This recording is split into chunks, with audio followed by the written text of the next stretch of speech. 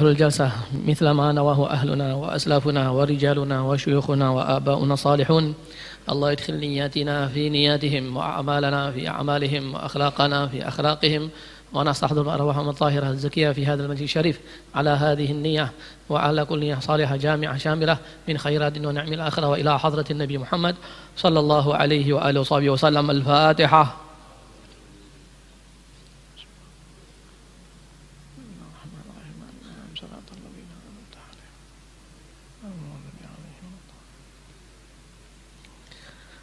بسم الله الرحمن الرحيم. رضي الله عنكم.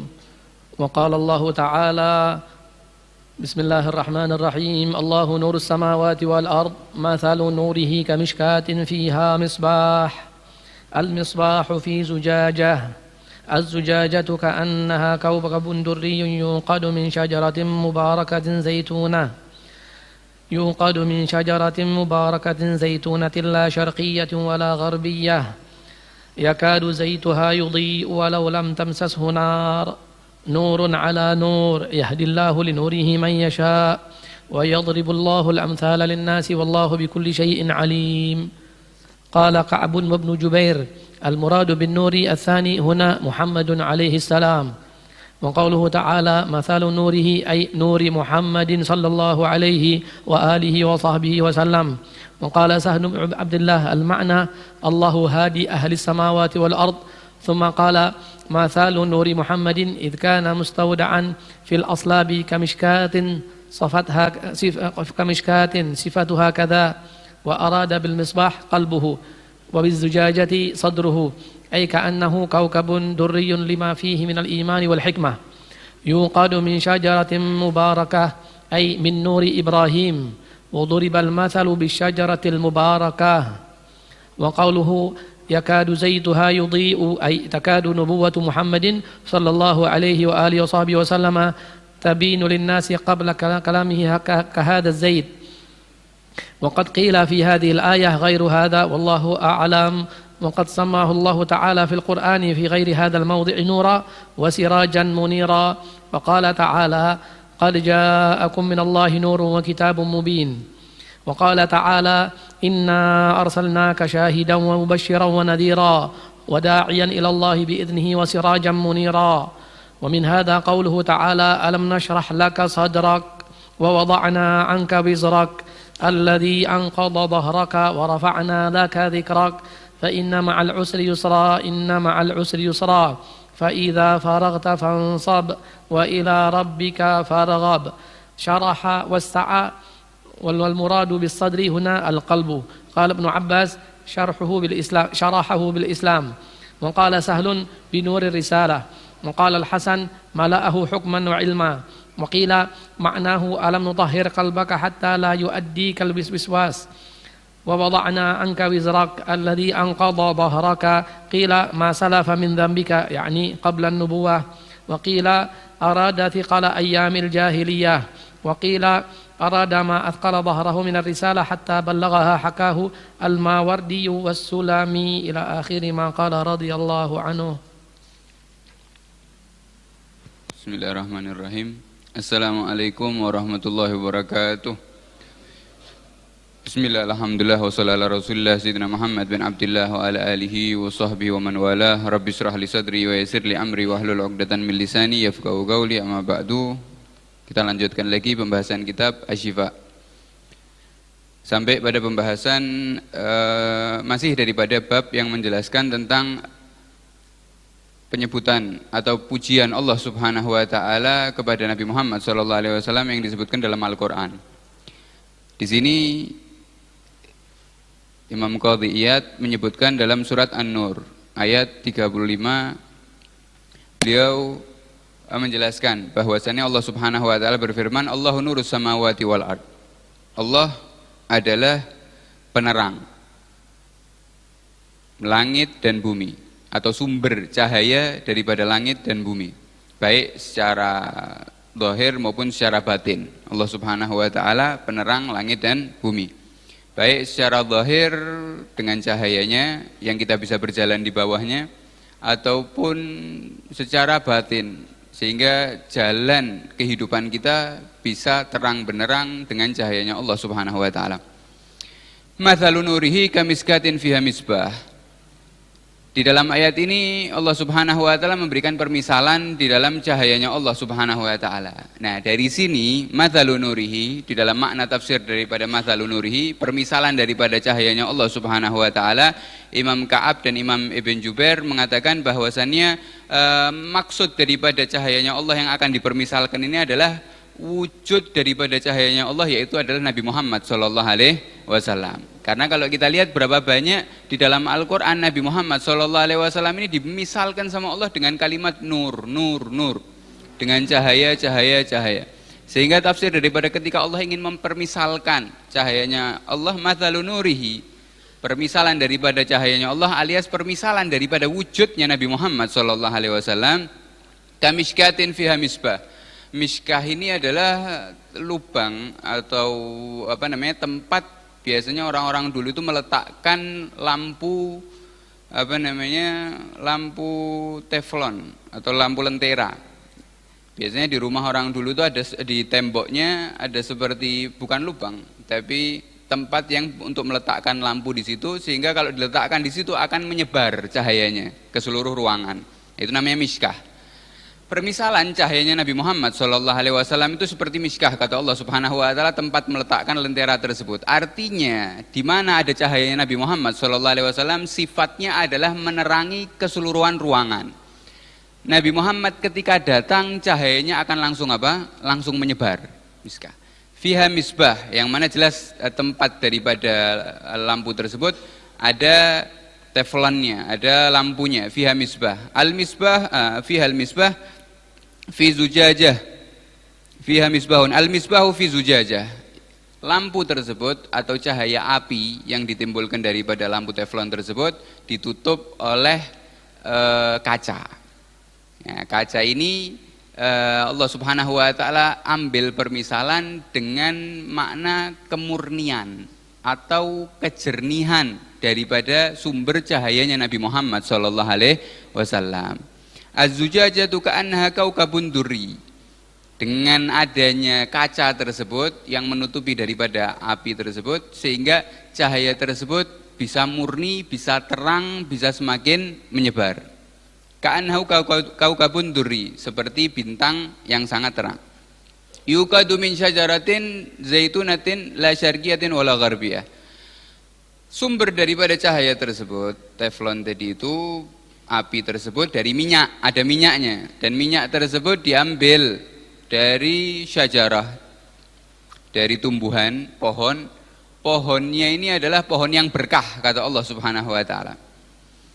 Pohon yang berkah, yang mana pohon tersebut tidak tumbuh di barat, juga tidak tumbuh di timur, tapi di tengah-tengah. Apa makna daripada ayat ini?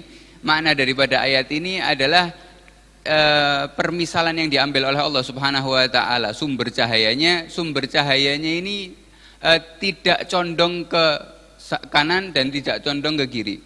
Artinya pendapat pertama tidak condong ke kanan dan tidak condong ke kiri, sehingga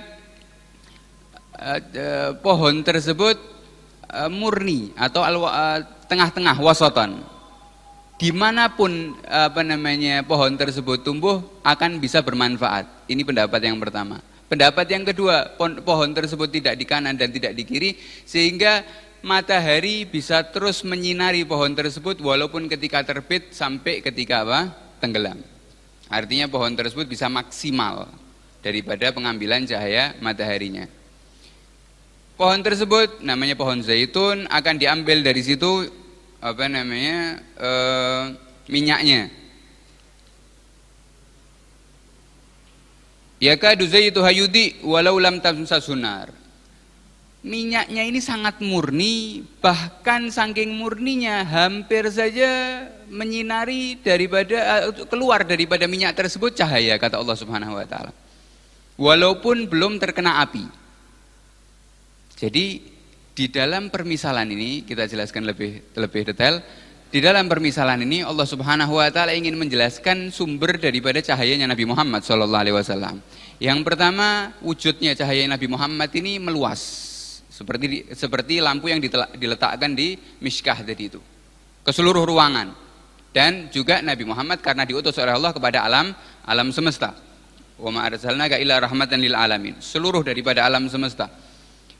Ini cahaya Nabi Muhammad yang pertama. Kemudian cahaya Nabi Muhammad SAW ini sumbernya dari sumber yang sangat murni. Bahkan dari sumber tersebut seandainya tidak dikenakan api, kata Allah Subhanahu wa taala, dari minyak tersebut seandainya tidak dikenakan api sudah hampir akan menerangi cahaya. Nah, di sini ada makna yang berbeda-beda. Para ulama mengatakan sumber daripada cahaya Nabi Muhammad SAW itu telah melewati daripada doanya Nabi Allah Ibrahim. Pertama Nabi Allah Ibrahim, kemudian diwariskan kepada Nabi Muhammad SAW. Adapun yang kedua mengatakan bahwasannya makna daripada minyak tersebut yang bisa menerangi tanpa terkena api, artinya wujudnya Nabi Muhammad. Walaupun Nabi Muhammad tidak berbicara, Nabi Muhammad ini sudah hampir bisa menjelaskan daripada visi, daripada misi diutusnya Nabi Muhammad kepada kita. Artinya seseorang ini bisa percaya kepada Nabi Muhammad tanpa perlu Nabi Muhammad ini berbicara. Cukup melihat Nabi Muhammad, cukup mengenal Nabi Muhammad, cukup mengetahui Nabi Muhammad, sudah akan tahu bahwasanya Nabi Muhammad ini adalah orang yang jujur dan orang yang benar. Sehingga dari segala sisi Nabi Muhammad ini sempurna. Dan itu perwujudan daripada cahayanya Allah Subhanahu wa taala yang ada pada diri Nabi Muhammad SAW. Nurun ala nur, isinya cahaya di atas cahaya. Nabi kita Nabi Muhammad SAW. Kemudian ayat selanjutnya yang disebutkan oleh Imam Qadiyat dalam kitabnya, Allah Subhanahu wa taala telah menamai Nabi Muhammad SAW dengan Sirajan Munira. Nah, ini unik. Sirajan Munira. Kalau kita bahas di dalam Al-Qur'an, di sini Allah Subhanahu wa taala berfirman surat Al-Maidah ayat 15. Qad ja'akum minallahi nurun wa kitabum mubin. Kemudian di surat Al-Ahzab, inna arsalnaka syahidan wa mubasyiran wa nadhira wa da'iyan ilallahi biidnihi wa sirajan munira. Kita akan bahas yang pertama, ayat pertama dulu. Qad ja'akum minallahi nur wa kitabum mubin. Telah datang kepada kalian cahaya dan kitab yang jelas.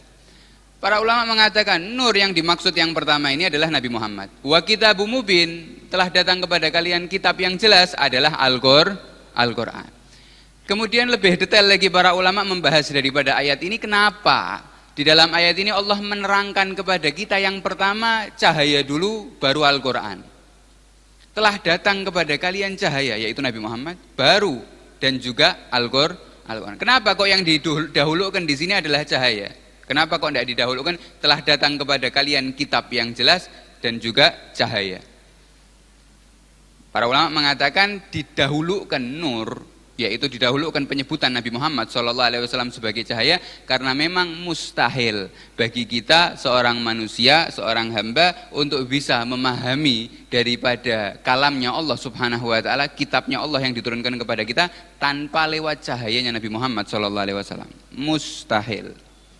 Seseorang yang hanya berpegangan dengan Al-Qur'an tanpa mau membaca sirahnya Nabi Muhammad, mengenal Nabi Muhammad, mengetahui Nabi Muhammad, membaca daripada gerak-geriknya Nabi Muhammad, tidak akan bisa memaknai bahkan mengamalkan daripada Al-Qur'an yang sebenarnya. Justru wal'iyadzubillah orang tersebut bisa menjadi orang yang salah paham di dalam memahami daripada ayat Al-Qur'an, sehingga mengambil satu ayat ini yang seharusnya diberikan oleh Nabi Muhammad untuk orang-orang kafir, tapi ayat ini justru diambil dan diberikan kepada orang-orang mukmin. Karena dia tidak kenal Nabi Muhammad SAW. Ayat kabar gembira yang harusnya diberikan kepada orang-orang mukmin justru diambil untuk memberikan kabar gembira kepada orang-orang kafir. Sehingga kesalahan untuk memahami daripada Al-Quran, seorang ini tidak akan bisa memahami Al-Quran kecuali jika dia melewati daripada cahaya tersebut, yaitu Nabi Muhammad SAW. Maka kalau kita lihat berapa banyak daripada Nabi Muhammad mengatakan tentang fitnah yang ada di akhir zaman, orang-orang yang kalian akan lihat bacaan Al-Qur'annya, hafalan Al-Qur'annya, kalian akan iri dengan bacaan Al-Qur'an mereka, tapi keimanan tidak sampai keluar daripada lisan mereka, kata Nabi Muhammad SAW. Artinya keimanan dari hatinya itu keluar seperti keluarnya anak panah dari busurnya. Hilang cepat, padahal lisannya penuh dengan ayat Al-Quran. Kenapa? Tidak ada cahayanya. Allah sudah mengatakan juga ja'akum minallahi nur.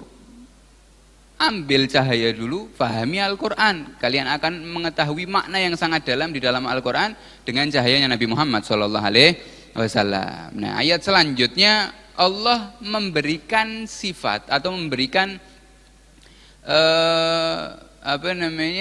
permisalan ketika menyebutkan Nabi Muhammad SAW dengan kalimat sirajan munira. Karena inna arsalnaka syahidan, kata Allah, aku telah mengutusmu wahai Muhammad sebagai saksi. Kenapa kok sebagai saksi? Karena Allah menurunkan kepada Nabi Muhammad kitab namanya kitab Al-Quran. Dan di dalam kitab Al-Quran ini isinya lebih lengkap daripada Taurat, Zabur maupun Injil. Bahkan seluruhnya daripada mushafnya Nabi Ibrahim, apapun yang diturunkan kepada nabi-nabi terdahulu, itu isinya semuanya ada pada apa? Pada Al-Quran. Maka kalau kita lihat kisahnya daripada para nabi-nabi terdahulu, semuanya sudah dijelaskan sama Allah di dalam Al-Quran. Tugasnya Nabi Muhammad nanti di hari kiamat menjadi saksi. Begitu juga kita umatnya Nabi Muhammad akan menjadi saksi nanti. Menjadi saksi kapan? Ketika Allah mengadili umatnya Nabi Nuh, ketika Allah mengadili umatnya Nabi Lut, ketika Allah mengadili umatnya Nabi Ibrahim, ketika umatnya Nabi Ibrahim mengatakan, ketika umatnya Nabi Nuh mengatakan bahwasanya Nabi Nuh tidak pernah mengingatkan kami, maka Allah akan menghadirkan kita. Kita akan membawa Al-Quran di situ dan menerangkan bahwasanya hendak Nabi Nuh telah menjelaskan kepada kalian dan berdakwah bahkan sampai 950 tahun. Kemudian saksinya siapa? Baru Nabi Muhammad akan dijadikan saksi di situ. Syahidan wa mubasyiran, tugasnya Nabi Muhammad juga sebagai pemberi kabar gembira bagi orang-orang yang mau beriman. Wa nadhira, sebagai yang memberikan peringatan bagi orang-orang yang tidak mau beriman kepada Allah Subhanahu wa taala. Wa da'iyan ilallah, dan terus hidupnya mengajak kepada Allah Subhanahu wa taala. Wa sirajan munira, dan juga sebagai sirajan munira. Apa itu sirajan munira? Sirajan munira, kalau kita bahas kalimat sirajan di dalam Al-Quran disebutkan 4 kali. 3 kali sirajan ini mensifati tentang matahari. Sirajan ini ketika disebutkan dalam Al-Quran di 3 ayat menjelaskan tentang sifatnya matahari. Sirajan wahaja, menjelaskan tentang matahari. Tapi 1 ayat ini, kalimat sirajan ini dipakai sama Allah Subhanahu wa taala untuk mensifati Nabi Muhammad SAW. Apa makna sirajan? Sirajan ini adalah sumber cahaya atau cahaya yang cahayanya menyeluruh. Cahaya dari kalimat sirajan ini, makna daripada cahaya daripada kalimat sirajan artinya cahaya yang sangat menyeluruh, menyebar. Sebagaimana kalau kita lihat cahaya matahari, menyebar sekali, terang, jelas, ya. Kemudian, tapi kalau Allah ketika menjelaskan matahari, Allah pakai kalimat sirajan wahaja, yang artinya wahaja ini yang sangat terang dan juga seperti sifatnya api, ada cahayanya dan juga ada rasa panas. Itu wahaja. Tapi tidak dikasih wahaja tersebut untuk Nabi Muhammad. Nabi Muhammad hanya dikasih kalimat sirajan, yang artinya cahaya tersebut menyeluruh. Sirajan. Kemudian dikasih kalimat munira, sirajan munira untuk Nabi Muhammad. Padahal kalimat munira kalau kita baca di dalam Al-Quran, Allah mensifati rembulan. Wa qamaran munira. Rembulan ini baru dikasih kalimat munir. Apa kalimat munir? Munir ini juga bercahaya. Tapi daripada sifat cahayanya dengan kalimat munir ini adalah cahaya yang dipantulkan. Bukan cahaya daripada zat tersebut, tapi cahaya tersebut diambil dari pantulan cahaya yang lain. Sebagaimana bulan itu tidak memiliki cahaya dengan asalnya, tapi pantulan cahaya daripada matahari. Tapi berkat bulan tersebut memantulkan cahaya matahari, cahayanya tersebut jadi dingin.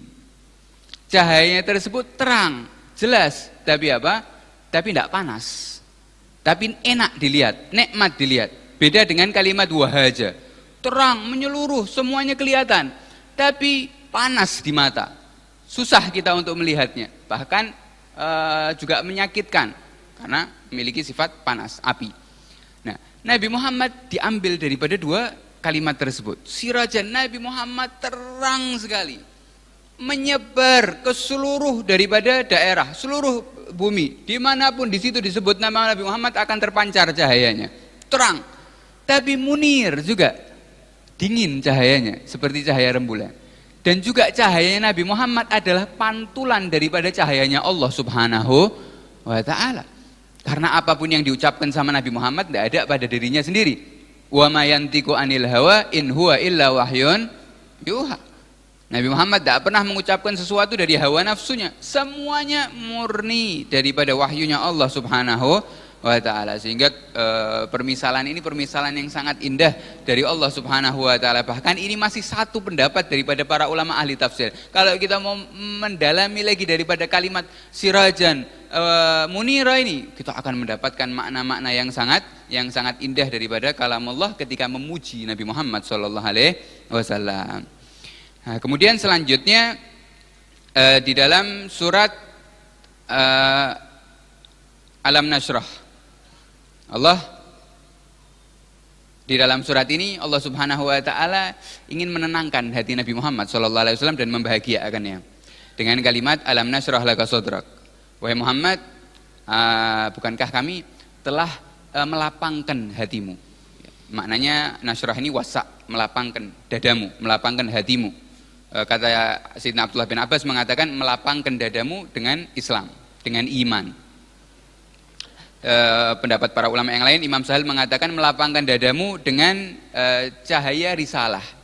Artinya dengan kau menjadi nabi, menjadi rasul, dadamu telah lapang. Imam Hasan Al-Basri mengatakan Allah melapangkan dadanya Nabi Muhammad SAW dengan dipenuhi hikmah dan juga ilmu.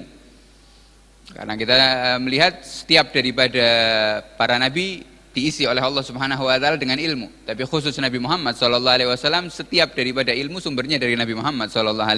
Artinya tidak ada ilmu yang tidak diketahui oleh Nabi kita Nabi Muhammad SAW. Alam Nasrah, bukankah aku telah melapangkan dadamu dengan ilmu, dengan hikmah, dengan risalah kenabian.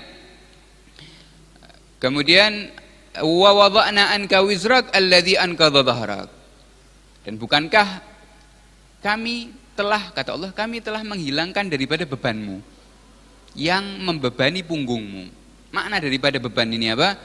Para ulama mengatakan makna daripada beban ini adalah bisikan-bisikan setan. Bukankah kami sudah menghilangkan gangguan setan, wahai Muhammad, daripada dirimu?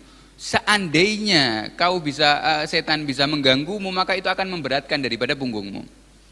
Atau makna lain dikatakan kami telah meringankan daripada bebanmu adalah beratnya risalah ini, beratnya di dalam berdakwah. Karena kalau kita lihat tugasnya Nabi Muhammad sangat besar. Tugasnya Nabi Muhammad diutus oleh Allah Subhanahu wa Ta'ala untuk dari zaman Nabi Muhammad sampai hari kiamat nanti, semuanya umatnya Nabi Muhammad dan semuanya tanggung jawab Nabi Muhammad SAW. Dan Nabi Muhammad cuma dikasih waktu 23 tahun. Mulai daripada umur 40 tahun sampai meninggal dunia umur 63 tahun. Waktu yang sangat pendek tapi tugasnya sangat berat. Maka Allah Subhanahu wa Ta'ala ngasih wa wada'na anka wizrak, beban tersebut sudah aku ringankan wahai Muhammad. Aku ringankan apa? Dengan dikasih umat yang sebaik-baik umat, dengan dikasih umat seperti para sahabat Nabi Muhammad SAW yang ikut berjuang, dan juga dengan dijaganya agamanya Allah Subhanahu wa Ta'ala, dijaganya Al-Qur'an, tidak ada yang bisa merubah, terus dikasih sama Allah Subhanahu wa Ta'ala kemudahan-kemudahan yang sangat luar biasa. Wa rafa'na laka dzikrak. Nah, inti daripada ayat ini yang ingin disampaikan oleh Imam Qadhiyat adalah ayat ini. Wa rafa'na laka dzikrak. Wahai Muhammad, bukankah aku telah mengangkat namamu? Apa makna Allah Subhanahu wa Ta'ala mengangkat nama Nabi Muhammad sallallahu alaihi wasallam? Disebutkan Imam Yahya bin Adam mengatakan bahwasannya tidaklah disebut nama Allah kecuali di situ akan disebut nama Nabi Muhammad sallallahu alaihi wasallam. Ataupun sebaliknya, tidaklah disebut nama Nabi Muhammad kecuali di situ akan disebut nama Allah. Para ulama mengatakan dan ini diaplikasikan oleh Allah Subhanahu wa Ta'ala dengan seruan adzan.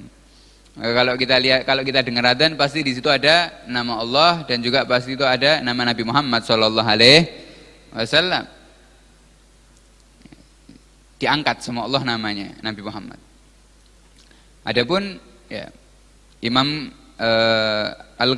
Imam Al-Faqih Al-Qadhi Abul Fadl mengatakan ini adalah ketetapan dari Allah Subhanahu wa taala untuk memuliakan nabinya, untuk mengungkapkan daripada keistimewaan manusia tersebut yaitu Nabi Muhammad yang ada di sisinya. Dengan menenangkan hatinya Nabi Muhammad, melapangkan dadanya dengan iman, dengan hidayah, mengisi penuh hatinya Nabi Muhammad dengan ilmu dan hikmah, dan juga mengangkat daripada Nabi Muhammad SAW beban-beban yang bisa menghambat diri Nabi Muhammad SAW, dan juga Nabi Muhammad SAW dijaga sama Allah Subhanahu wa taala daripada sifat-sifat buruk orang-orang zaman jahiliyah. Makanya kalau kita lihat Nabi Muhammad mulai dari lahir sampai diutus, Nabi Muhammad ini umurnya 40 tahun. Daripada lahirnya Nabi Muhammad sampai umur 40 tahun tidak pernah Nabi Muhammad mengikuti kebiasaan orang jahiliyah. Tidak tersentuh dengan minum-minuman keras, tidak tersentuh dengan perzinaan, tidak tersentuh dengan perjudian, bahkan tidak pernah meletakkan dahinya untuk bersujud kepada kepada berhala. Semua daripada kebiasaan orang jahiliyah dijaga sama Allah Subhanahu wa taala untuk Nabi Muhammad SAW 40 tahun. Tidak ada sekalipun Nabi Muhammad terjerumus kepada kegiatannya orang-orang jahiliyah. Berdusta, mencuri, mabuk dan yang lainnya, tidak pernah Nabi Muhammad mengenali itu sampai diutus menjadi nabi. Kemudian setelah itu Allah memuliakan Nabi Muhammad dengan mengunggulkan agamanya dan menyebarkan agamanya ke seluruh penjuru dunia, dan juga menghilangkan beban daripada tabligh, menyampaikan tersebut dengan menjadikan umatnya ini bisa meneruskan daripada perjuangan dakwahnya Nabi Muhammad SAW, dan mengangkat namanya Nabi Muhammad dengan menyatukan antara nama Allah dengan nama Nabi Muhammad SAW. Bahkan daripada syarat seorang masuk Islam ini untuk mengucapkan kalimat La ilaha illallah Muhammadun, setelah kalimat Allah langsung apa? Muhammad. La ilaha illallah Muhammad, Muhammadur Rasulullah, disandingkan sama Allah Subhanahu wa ta'ala. Bahkan ketika itu Nabi Muhammad didatangi oleh malaikat Jibril. Malaikat Jibril mengatakan, wahai Muhammad, apakah kamu mengetahui bahwasannya Tuhanku dan Tuhanmu baru saja menanyakan satu pertanyaan kepadamu. Apa pertanyaannya? Tadri kaifa rafa'tu dzikrak, kata Allah. Apakah kau tahu wahai Muhammad bagaimana caraku ini meninggikan namamu? Maka Nabi Muhammad mengatakan, Allah wa rasuluhu alam. Allah dan utusannya yang maha tahu, yang lebih tahu, aku tidak tahu, kata Nabi Muhammad. Maka dijawab oleh Allah, idza dzukirtu dzukirta ma'i. Setiap ada orang yang menyebutku, pasti namamu akan disebut wahai Muhammad, kata Allah Subhanahu wa ta'ala. Ini manusia. Ini junjungan kita. Ini orang yang menjadi penyebab kita ini menjadi makhluk umat yang paling mulia. Ini adalah nabi kita. Masa kita tidak bangga? Sedangkan Allah menjunjung tinggi sampai seperti ini. Setiap orang yang menyebut namaku, pasti namamu juga disebut, kata Allah Subhanahu wa ta'ala.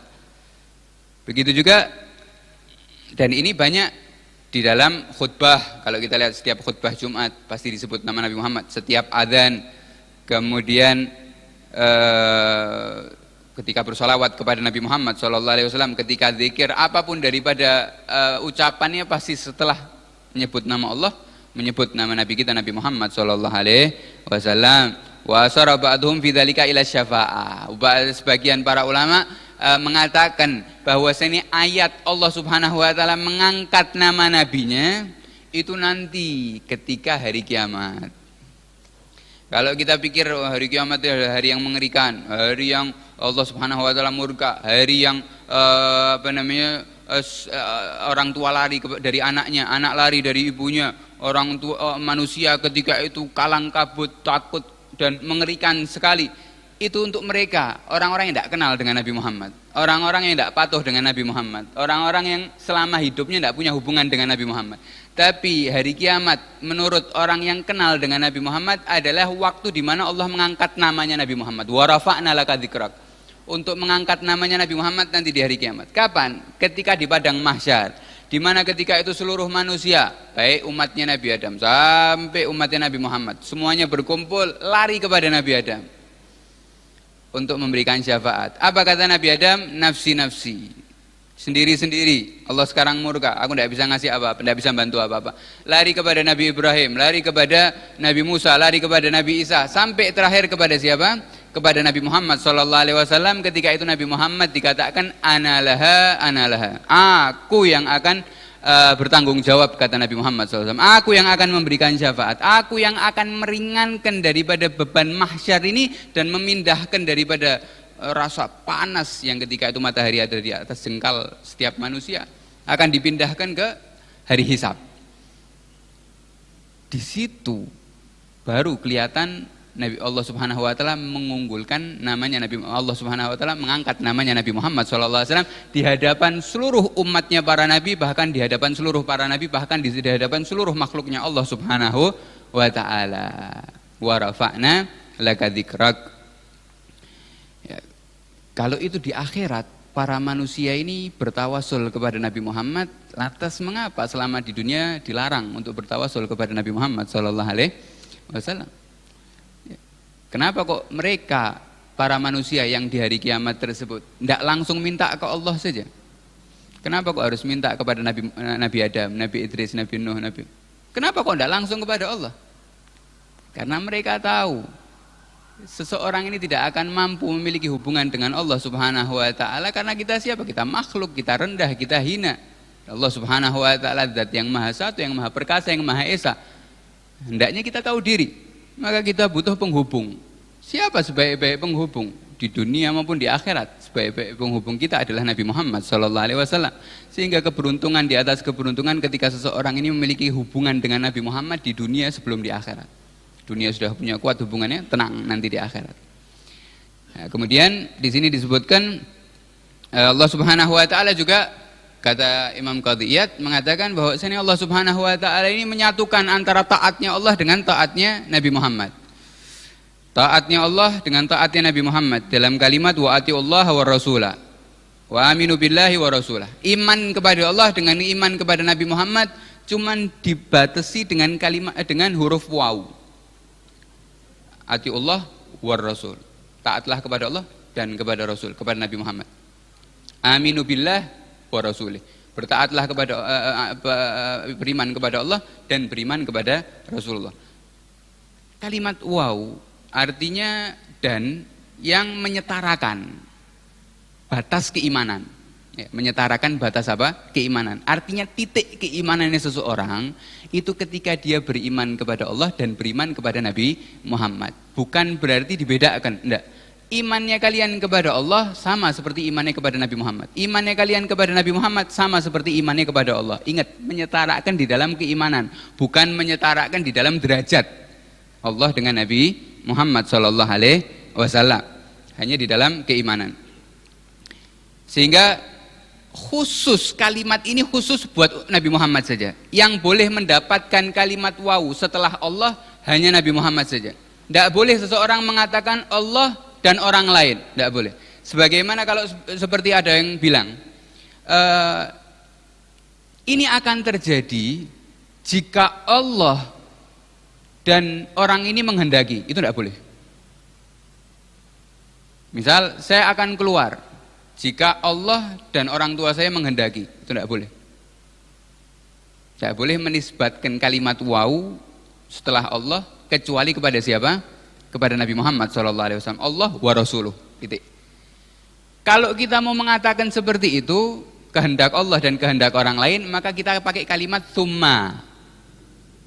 Ini akan terjadi jika Allah menghendaki, summa, kemudian orang tuaku menghendaki. Kalimat summa yang artinya jaraknya jauh. Artinya setelah Allah menghendaki, kemudian lihat dulu orang tuaku menghendaki, nah baru. Artinya dijauhkan. Tapi kalau kalimat waw ini khusus untuk Allah dan Nabi Muhammad SAW.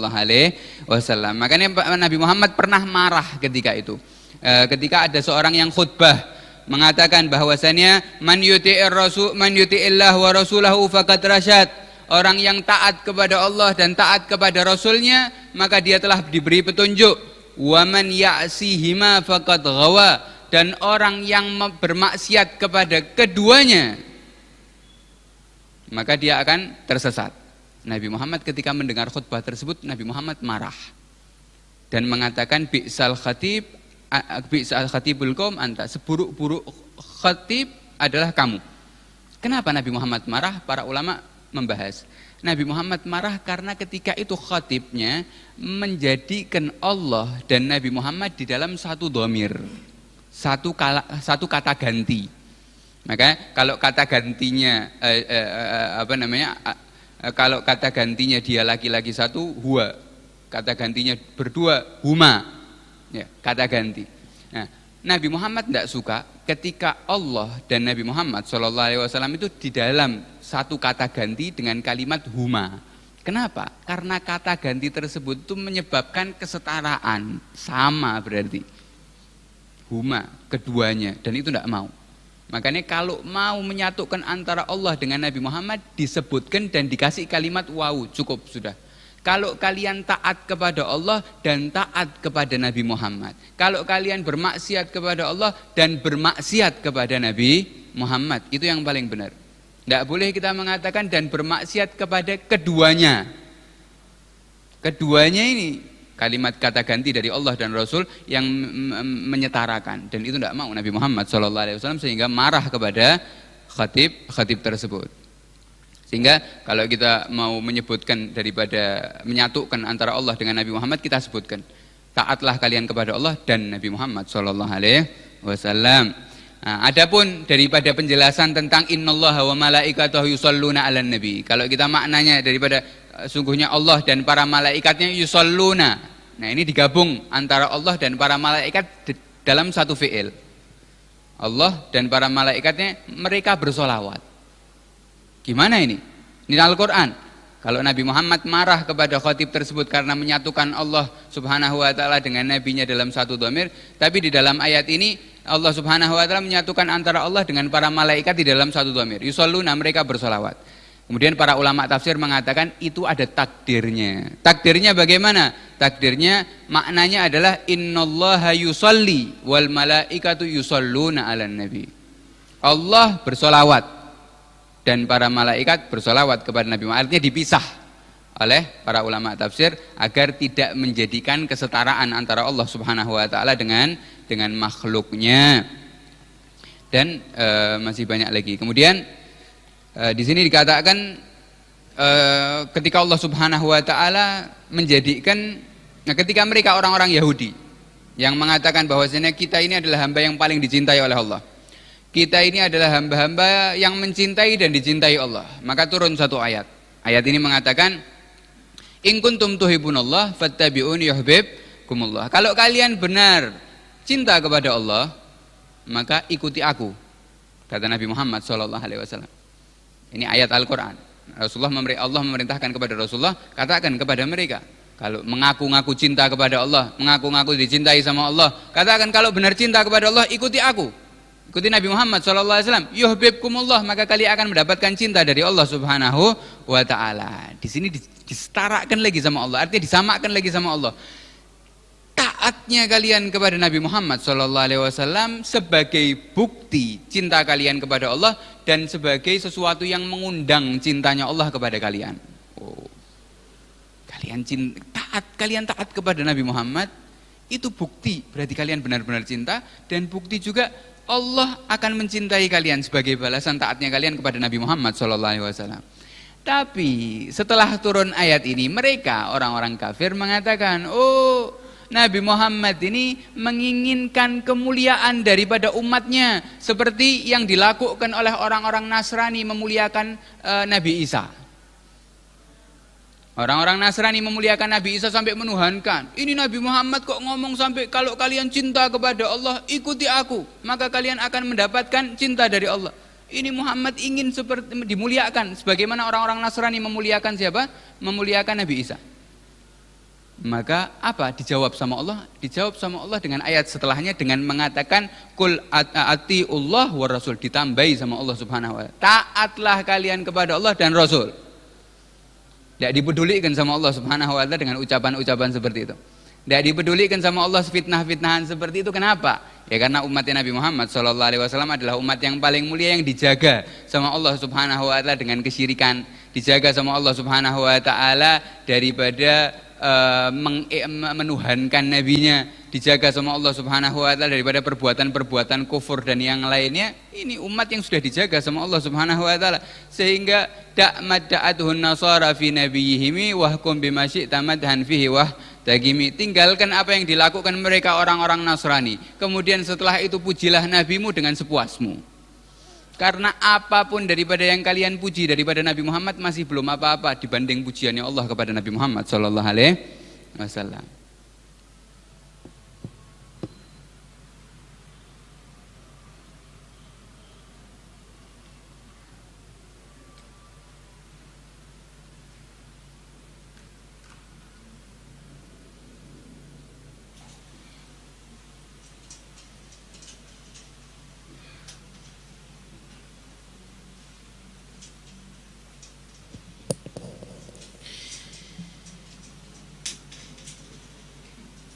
اللهم صل وسلم على سيدنا محمد وعلى آل سيدنا محمد.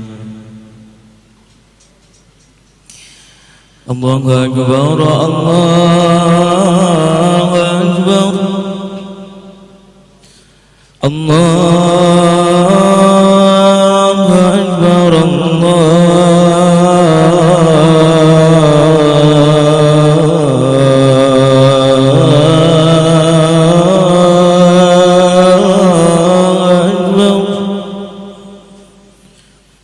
أن لا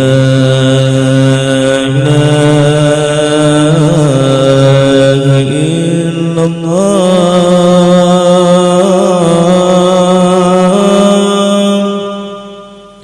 أشهد أن لا إله إلا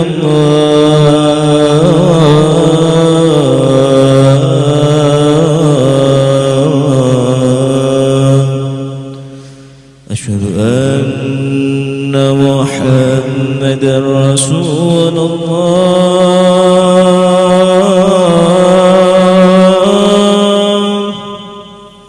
أشهد أن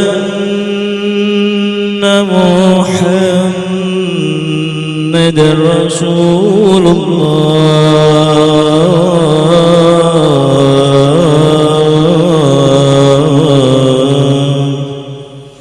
حي على الصلاة حي على الصلاة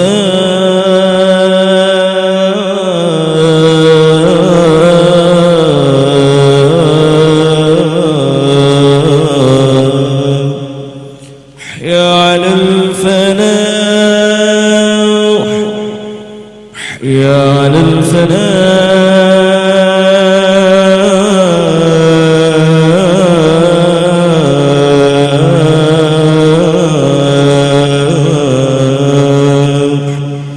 الله أكبر الله أكبر لا إله إلا الله لا إله إلا الله. اللهم صل وسلم على سيدنا محمد وعلى آل سيدنا محمد. اللهم رب هذه الدعوة التامة والصلاة القائمة آتي سيدنا محمد الوسيلة والفضيلة والشرف والدرجة العالية الرفيعة وبعثه مقاما محمودا الذي وعدته يا أرحم الراحمين. رب اغفر لي ولوالدي يا رب اغفر لي ولوالدي يا رب اغفر لي ولوالدي رب اغفر لي ولوالدي يا رب اغفر لي ولوالدي وارحمهم كما ربياني صغيرا. اللهم إنا نسألك العفو والعافية والمعافاة الدائمة في الدين والدنيا والآخرة. وصلى الله على سيدنا محمد وعلى آله وصحبه وسلم والحمد لله رب العالمين. Alhamdulillah rabbil alamin. Ya. Di sini kemudian dilanjutkan sama Imam Qadhiyat tentang perbedaan makna atau pembedaan tafsir daripada surat Al-Fatihah yang sering kita baca. Ihdinas siratal mustaqim siratal ladzina an'amta alaihim. Ihdina, kita berdoa kepada Allah, ya Allah berikan kami hidayah. Apa? Jalan yang lurus. Berikan kami petunjuk di jalan yang mustaqim. Jalan yang mustaqim ini apa? Siratal ladzina an'amta 'alaihim. Jalannya orang-orang yang kau beri nikmat. Kemudian para ulama termasuk Imam Hasan Al-Basri dan para ulama yang lain mengatakan bahwasannya jalan yang lurus adalah ya jalannya Nabi Muhammad SAW, para keluarganya dan para sahabatnya. Sehingga kalau kita lihat wasiatnya Nabi Muhammad SAW di khutbah akhir-akhir khutbahnya mengatakan alaikum bisunnati wa sunnatul khulafa ar-rasidin al-mahdiyyin min ba'di. Hendaknya kalian berpegang teguh dengan jalanku dan jalannya orang-orang penggantiku yang telah diberi hidayah oleh Allah Subhanahu wa taala. Artinya setiap kita doa di dalam surat Al-Fatihah kita ingin berjalan di jalan yang sama dengan jalannya Nabi Muhammad sallallahu alaihi wasallam. Nah, kemudian ayat selanjutnya faqad istamsaka bil urwatil wuthqa lam fisama laha. Ayat ini dimulai dengan la ikraha fiddin yang menjelaskan tentang ketika itu mereka orang-orang Ansor setelah mereka masuk Islam, mereka ini masih punya keluarga, putra-putranya ini ada yang belum masuk Islam. Sehingga sebagian daripada mereka ini memaksa harus masuk Islam. Orang tuanya ini memaksa anaknya untuk masuk Islam. Kemudian turun ayat ini, la ikraha fiddin, tidak ada paksaan dalam agama kata Allah Subhanahu wa taala. Qad tabayyana rusdu minal ghayy. Sudah jelas jelas sekali mana jalan yang lurus dan mana jalan yang menyesatkan, mana perkara yang baik dan mana yang perkara yang buruk. Faman yakfur bit-taghuti wa yu'min billah faqad istamsaka bil urwatil wuthqa. Dan orang-orang yang kufur terhadap taghut. Taghut ini adalah bisikan setan, berhala ataupun jalan-jalan kesesatan yang lainnya. Wa yu'min billah, dan dia beriman kepada Allah, kufur kepada taghut, beriman kepada Allah Subhanahu wa taala. Faqad istamsaka, berarti orang tersebut telah berpegang teguh bil urwatil wuthqa, tali yang kokoh. Lam fisama laha, tidak mungkin terputus tali tersebut. Artinya sekali kalian pegang akan menarik kalian ke jalan yang diridhoi, jalan yang baik. Dan sekuat apapun pegangan kalian, tali tersebut tidak akan terputus. Nah, apa tali tersebut? Kata para ulama, yang dimaksud daripada al-urwatil wuthqa adalah Nabi kita Nabi Muhammad sallallahu alaihi wasallam. Kurang apa lagi? Tinggal kita pegang teguh dengan sunnahnya, akhlaknya, adabnya, ilmunya. Apa yang diamalkan sama Nabi Muhammad kita amalkan, kita sudah berpegang teguh dengan urwatil wuthqa lam fisama laha. Ya wallahu sami'un alim. Ada pendapat yang lain mengatakan urwatul wuthqa adalah agama Islam atau syahadatut tauhid. La ilaha illallah Muhammadun Rasulullah. Nah, kemudian di sini mengutip lagi tentang ayat wa in ta'uddu ni'matallahi la tuhsuha. Seandainya kamu menyebutkan atau menghitung daripada jumlah nikmatnya Allah Subhanahu wa taala, kalian tidak akan bisa menghitungnya. Para ulama tafsir menyebutkan bahwasanya Imam Sahal mengatakan termasuk daripada nikmat Allah yang tidak bisa kalian hitung adalah nikmat diutusnya Nabi Muhammad kepada kalian. Kalau sekarang kita bandingkan berkat Nabi Muhammad, kita dapat pujian sama Allah, kuntum khaira ummatin. Kalau kita tanya kepada diri kita, pantas apa tidak kita disebutkan, dimuliakan sama Allah, dipuji sama Allah dalam Al-Quran. Kalau kita pantas dimuliakan, karena apa kita pantas dimuliakan? Apa yang telah kita perbuat kok sampai kita ini diabadikan sama Allah dalam Al-Quran? Bahkan bukan cuma dalam Al-Quran, dari kitab-kitab sebelumnya, kitab Tauratnya Nabi Musa. Berapa kali Nabi Musa ini membahas tentang sifatnya Nabi Muhammad, bahkan Allah menyelipkan di situ sifat umatnya Nabi Muhammad SAW dalam kitab Taurat. Kenapa kok kita sampai diunggulkan? Apa sih kemuliaan kita, keistimewaan kita? Tidak ada lain kecuali ya karena nisbat kita, hubungan kita kepada Nabi Muhammad SAW selesai. Kalau kita mau jaga nisbat ini ya kita akan mulia terus sampai hari kiamat. Tapi kalau kita putus nisbat ini dari diri kita kepada Nabi Muhammad, selesai, tidak ada kemuliaan pada diri kita sama sekali. Dan itu baru satu nikmat. Belum nikmat lagi berkat Nabi Muhammad kita dikasih umur pendek. Tapi di umur pendek kita ini dikasih sama Allah amalan-amalan yang mengalih lipat gandakan. Kita dikasih malam Lailatul Qadar, kita dikasih hari-hari yang mulia, hari Arafah, hari Asyura, kita dikasih daripada bulan-bulan yang mulia, kita dikasih malam Jumat, malam-malam yang istimewa, yang kalau kita ibadah akan dikali lipat gandakan pahalanya. Umurnya kita sedikit tapi pahalanya seperti orang yang hidup ratusan tahun. Belum lagi kita ini dijadikan umat di akhir zaman, tapi nanti urusan masuk surga kita yang pertama. Ini masih beberapa nikmat yang masih ribuan banyak, kalian tidak akan bisa menghitung nikmatnya Nabi Muhammad sallallahu alaihi wasallam. Dan juga membahas tentang ayat walladzi jaa'a bisidqi wa saddaqa bihi ulaika humul muttaqun. Kata Allah Subhanahu wa taala, adapun orang yang datang dengan kejujuran dan orang-orang yang mempercayai daripada kejujuran tersebut, kebenaran ataupun kejujuran, dan orang-orang yang mempercayai daripada kebenaran tersebut, ulaika humul muttaqun, mereka adalah orang-orang yang bertakwa. Balasannya Allah akan memberikan apapun yang dia inginkan. Siapa yang datang dengan kebenaran yang dimaksud oleh Allah, dan siapa yang membenarkan pembenaran tersebut? Para ulama, aktsarul mufassirin, mayoritas para ulama tafsir mengatakan yang datang dengan kebenaran adalah Nabi kita Nabi Muhammad sallallahu alaihi wasallam, dan yang membenarkan adalah umatnya Nabi Muhammad sallallahu alaihi wasallam, para sahabat Nabi Muhammad sallallahu alaihi wasallam, dan juga orang-orang mukmin yang beriman kepada Nabi Muhammad. Dan yang terakhir di sini dikatakan tentang makna kalimat ayatnya Allah, ala bidzikrillahi tatmainnul qulub. Ketahuilah, dengan kalian ingat kepada Allah, hati kalian akan tenang. Di sini Imam Suyuti menisbatkan daripada kalamnya Imam Mujahid, tafsirnya Imam Mujahid. Imam Mujahid mengatakan bahwasanya makna zikirnya Allah yang menenangkan hati kalian adalah kalian mengingat Nabi Muhammad SAW.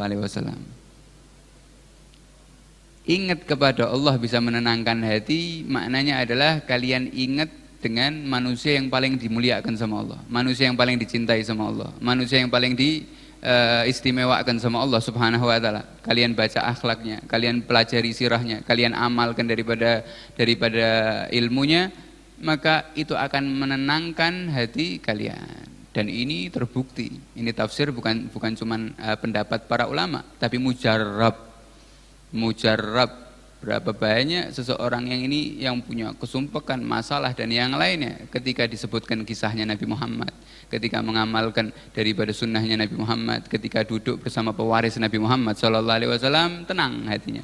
Nikmat seakan-akan berada di taman surganya Allah Subhanahu wa taala. Maka semoga Allah Subhanahu wa taala menetapkan hati kita untuk tetap cinta kepada Nabi Muhammad SAW, menetapkan keimanan kita, keislaman kita, dan menjalankan kita di jalan yang siratal mustaqim, siratal ladzina an'amta alaihim ya rabbi arhamar rahimin. Dan semoga Allah Subhanahu wa taala menjadikan bulan Maulid ini adalah bulan yang paling berkah untuk kita dan untuk umatnya Nabi Muhammad SAW, diangkat seluruh bala, musibah dan malapetaka, dan digantikan dengan ketenangan, kedamaian, keamanan, dijauhkan daripada segala penyakit, bala ya rabbi arhamar rahimin. Dan semoga Allah Subhanahu wa taala sebagaimana memudahkan kita untuk bisa mendengar sirahnya Nabi Muhammad dan mempelajari ilmunya Nabi Muhammad, semoga kita juga bisa kelak di hari kiamat dikumpulkan bersama Nabi Muhammad sallallahu alaihi wasallam di surga yang paling atas. Amin ya rabbal alamin. Sallallahu alaihi wasallam Muhammad wa minkum. Assalamualaikum warahmatullahi wabarakatuh. Waalaikumsalam warahmatullahi wabarakatuh.